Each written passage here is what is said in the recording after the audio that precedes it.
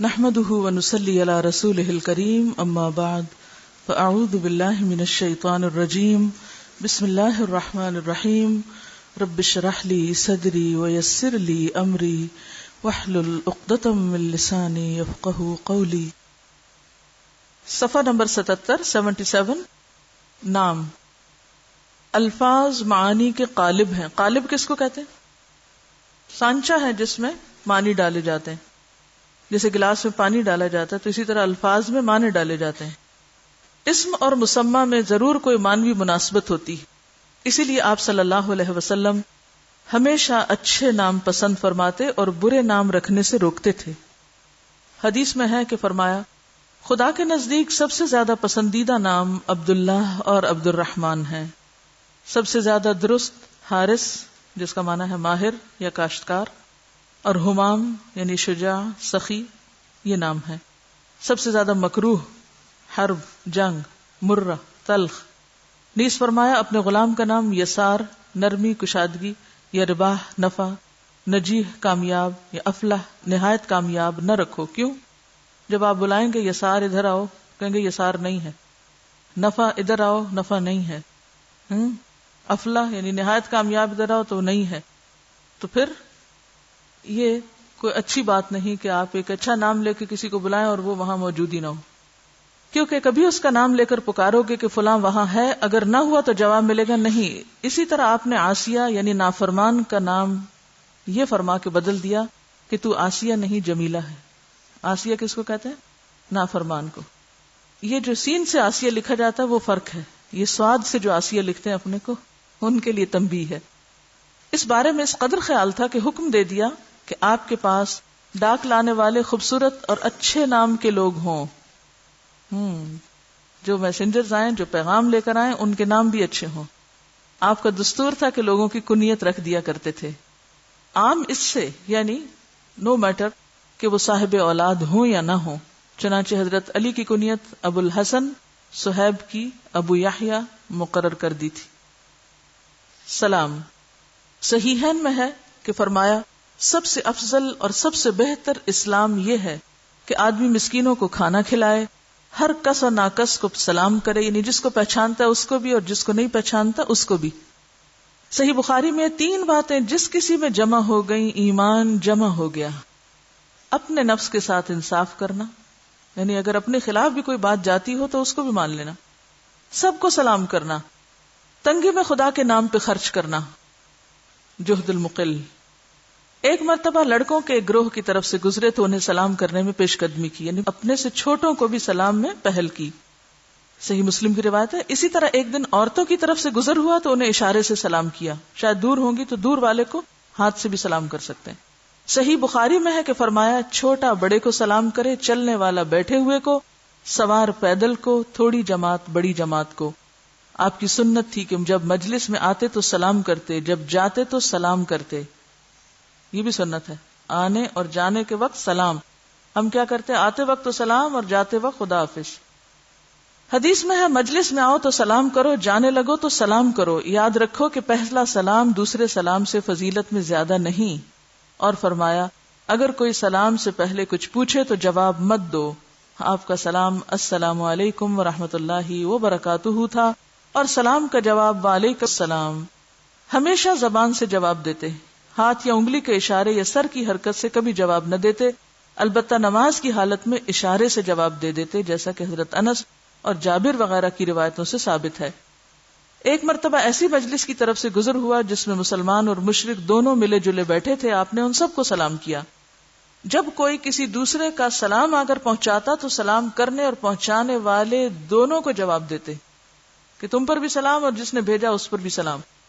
اگر کوئی بڑی خطا کرتا تو اس سے صاحب سلامت بند کر دیتے یہاں تک کہ توبہ کر لے. یعنی کچھ مواقع ایسے ہیں جس پر آپ نے سلام روکا بھی.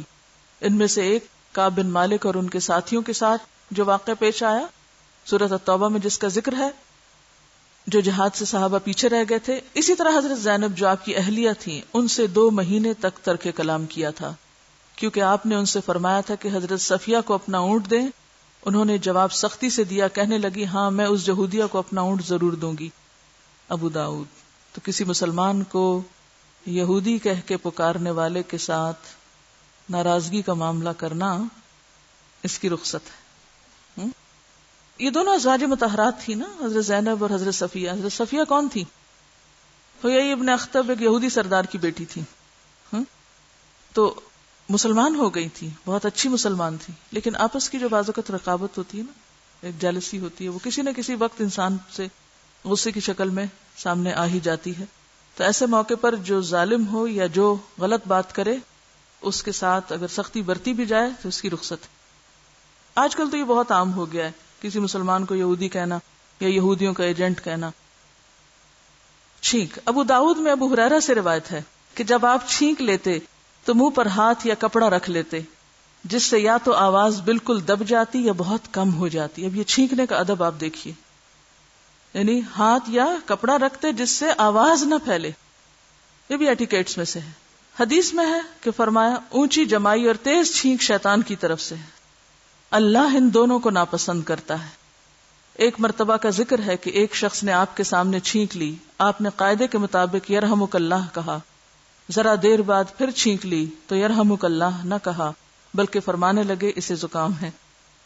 حدیث صحیح میں ہے کہ اللہ تعالیٰ چھینک کو دوست رکھتا ہے اور جمائی سے نفرت کرتا ہے.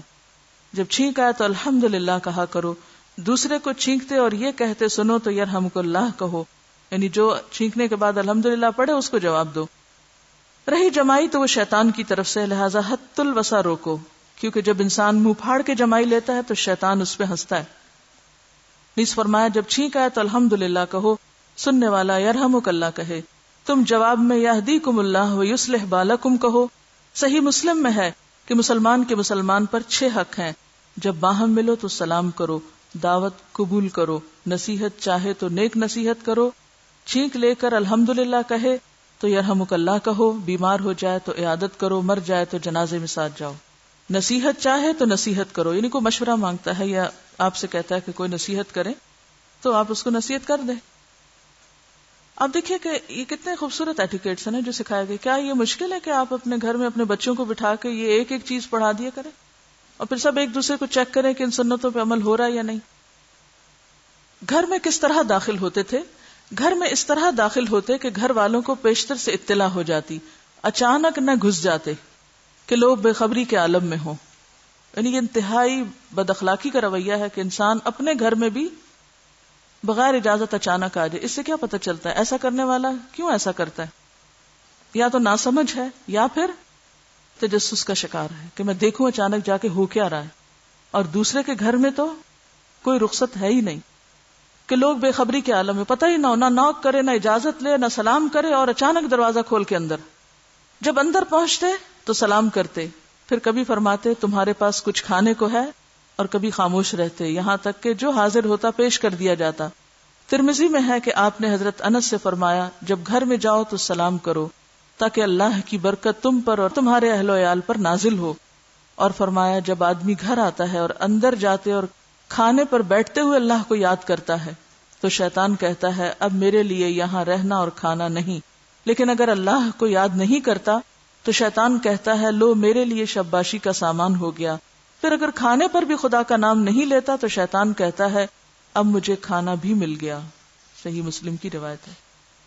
یعنی گھر میں داخل ہوتے وقت کس طرح داخل ہوا جائے؟ اجازت لے کر، داخل ہوتے ہوئے سلام کر کے، اگر گھر میں کوئی بھی نہیں تو بھی سلام کرنا چاہیے. پھر اسی طرح بسم اللہ پڑھ کے، اور کھاتے وقت بھی بسم اللہ، یعنی ہر کام کے شروع میں اللہ کا نام. گھر میں آنے کے لیے اجازت چاہنا. جب کسی کے ہاں تشریف لے جاتے تو سیدھے دروازے کے سامنے نہ آ جاتے بلکہ دائیں یا بائیں پہلو سے آتے اور فرماتے السلام علیکم. حدیث میں ہے کہ فرمایا جب کسی کے گھر جاؤ تو اندر جانے کے لیے 3 مرتبہ اجازت طلب کرو، اگر مل جائے داخل ہو ورنہ واپس چلے آؤ. ایک مرتبہ ایک شخص آپ کے حجرے میں سوراخ سے جھانک رہا تھا، آپ اٹھے اور اس کی آنکھ پھوڑ ڈالنے کا ارادہ کیا اور پھر فرمایا اگر کوئی بغیر اجازت تمہیں جھانکے اور تم کنکری مار کے اس کی آنکھ پھوڑ ڈالو تو یہ کوئی جرم نہ ہوگا. نیز فرمایا جو کوئی کسی کے گھر میں بغیر اجازت جھانکے اور صاحب خانہ اس کی آنکھ پھوڑ ڈالے تو نہ دیت ہے نہ قصاص ہے. اتنا سخت حکم ہے. ایک شخص حاضر ہوا اور اندر آنا چاہا، آپ نے فرمایا کہو السلام علیکم، کیا میں آ جاؤں؟ یعنی اجازت لے کے داخل ہو. لیکن آج کل ہمارے ہاں یہ ادب بالکل ختم ہو گیا، اور اسی وجہ سے بعض اوقات تعلقات خراب ہوتے ہیں. یعنی آپ کسی کے گھر اس وقت داخل ہوں جب وہ داخل ہونا پسند نہ کرے، یا وہ ایسے کام میں مصروف ہو کہ جس میں اس کے پاس فرصت نہ ہو دوسرے کو انٹرٹین کرنے کی. اب آپ اچانک آ گئے، اب آپ چاہتے ہیں کہ آپ کو توجہ دی جائے، دوسرا مجبور ہے کہ وہ دے نہیں سکتا. نتیجہ کیا نکلے گا اس کا؟ تعلق خراب ہوگا، شکایتیں ہوں گی، بدگمانیاں پھیلیں گی. تو اس لیے اول درجے پر ہی بدگمانیاں پھیلنے کا سلسلہ کاٹ دیا گیا کہ اجازت کے بغیر جاؤ ہی مت. مرغوبات و مکروہات.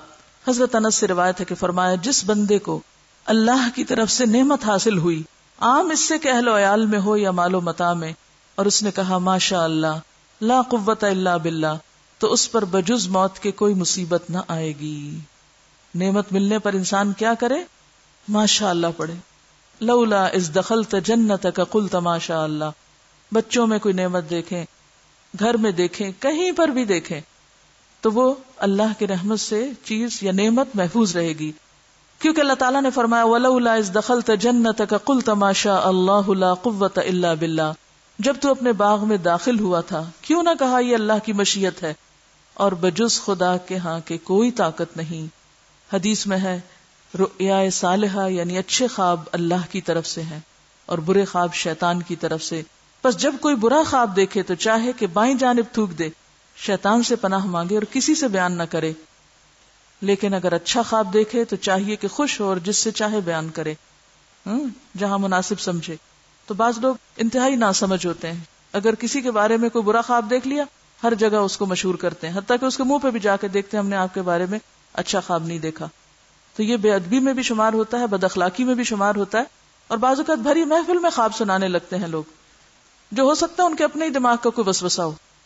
تو یہ سنت کے خلاف ہے. اور بعض لوگ تو استخارے کر کے دوسروں کے بارے میں برے خواب دیکھ کے پھر دوسروں کو مشورہ دیتے ہیں تم ان کے پاس پڑھنے مت جایا کرو، ہم نے استخارہ کیا تھا اور ان کو برے حال میں خواب میں دیکھا تھا. اور بھول جاتے ہیں کہ برے خواب عموماً شیطان کی طرف سے ہوتے ہیں. شیطان کی رہنمائی کو وہ اللہ کی رہنمائی سمجھ لیتے ہیں. استخارے سے کوئی غیب کا علم نہیں ہوتا، نہ ہی کسی کے باطن اور کسی کی نیت کا آپ کو علم ہو سکتا ہے. تو ورغلانے کا یہ اچھا طریقہ ہوتا ہے. تو ایسے میں انسان کو جب تک سنت کا علم نہیں ہوگا انسان پھسلنے اور بھٹکنے سے بچ نہیں سکے گا. تو اللہ تعالیٰ سب کی حفاظت فرمائے.